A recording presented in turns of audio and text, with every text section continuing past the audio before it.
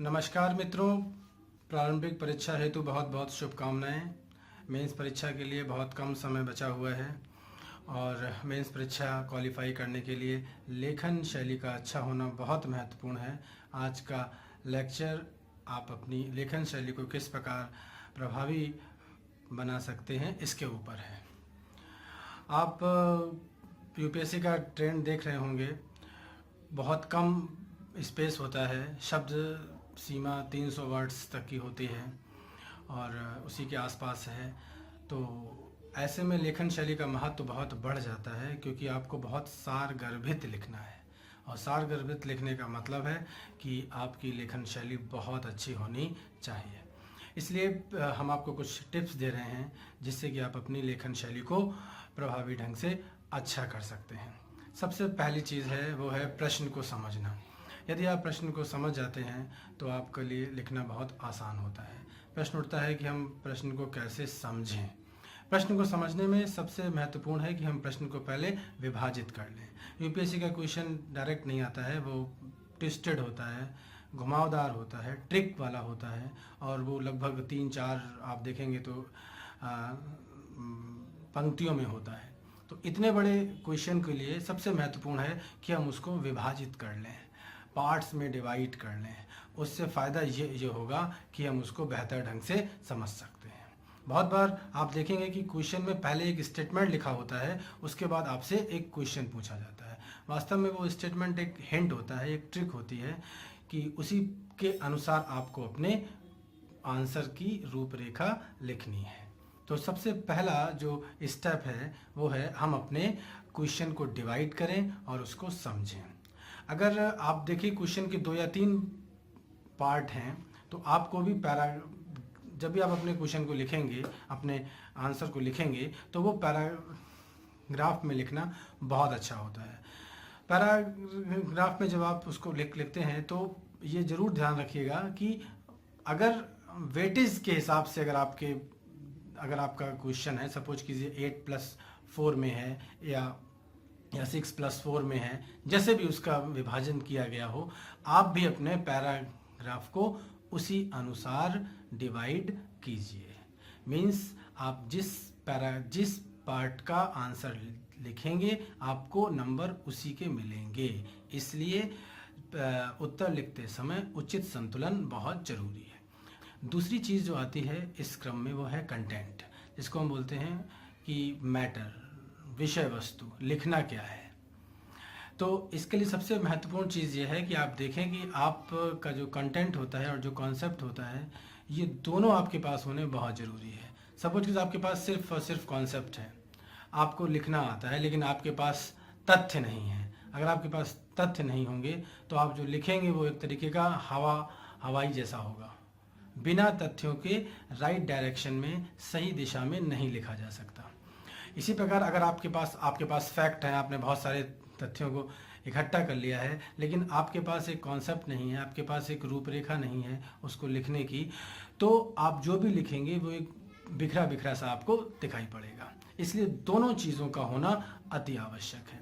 प्रश्न उठता है कि हम कंटेंट कहाँ से लें। कंटेंट के लिए सबसे महत्वपूर्ण चीज़ ये है कि आप सिलेबस वाइज पहले विभाजित कर लें। पेपर 1 में क्या आता है, 2 में क्या आता है, 3 में क्या आता है, 4 में क्या है, और उसके अनुसार अपने नोट्स को बनाएं, वो भी पॉइंट्स में बनाएं। नोट्स को हमेशा पॉइंट्स में बनाएं, जिससे कि जब आप मेंस के अंतिम चरण में हैं तो तब आपको उसको रिवाइज करने में आसानी होती है। तो कंटेंट और गुड कंटेंट का होना बहुत आवश्यक है। अब थर्ड पॉइंट आता है कि हमारे पास दोनों चीज़ें हैं। हमने तथ्यों को भी इकट्ठा कर लिया है और हमारे पास एक रूपरेखा भी है। अब उसको लिखा कैसे जाए।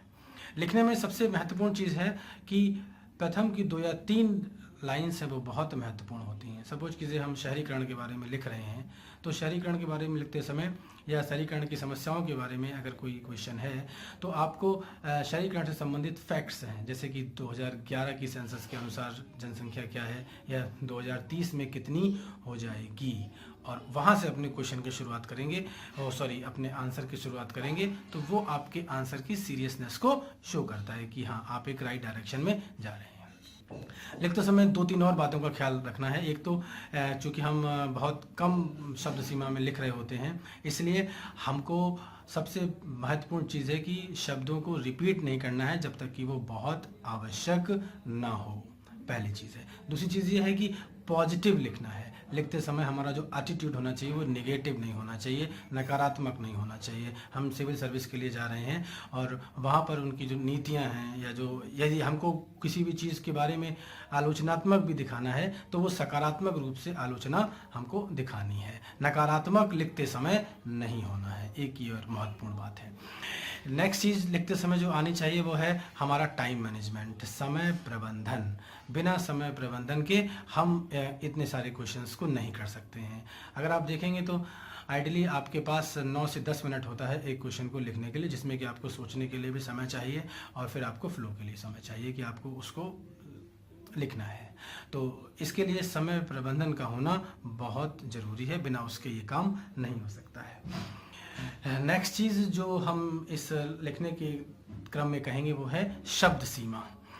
शब्द सीमा बहुत महत्वपूर्ण है। शब्द सीमा के अंदर अगर आप लिखेंगे तो न केवल आपकी अच्छे मार्क्स लाने के चांसेस बढ़ जाते हैं और आपके पास समय भी मिलता है, जिससे आपको और सोचने का अवसर मिल जाता है। तो इसलिए समय सीमा और शब्द सीमा को हमेशा ध्यान रखें, उसको क्रॉस ना करें। कम लिखें, अच्छा लिखें, कोई समस्या नहीं।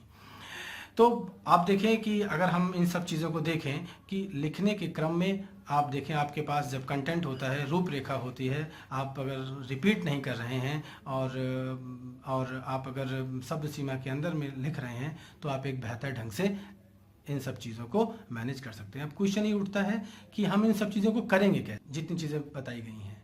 इसके लिए सिर्फ एक तरीका है, अभ्यास। आप जितना लिखने का अभ्यास करेंगे उतना ही आपकी लेखन शैली प्रभावी हो जाएगी, दूसरा कोई तरीका नहीं है।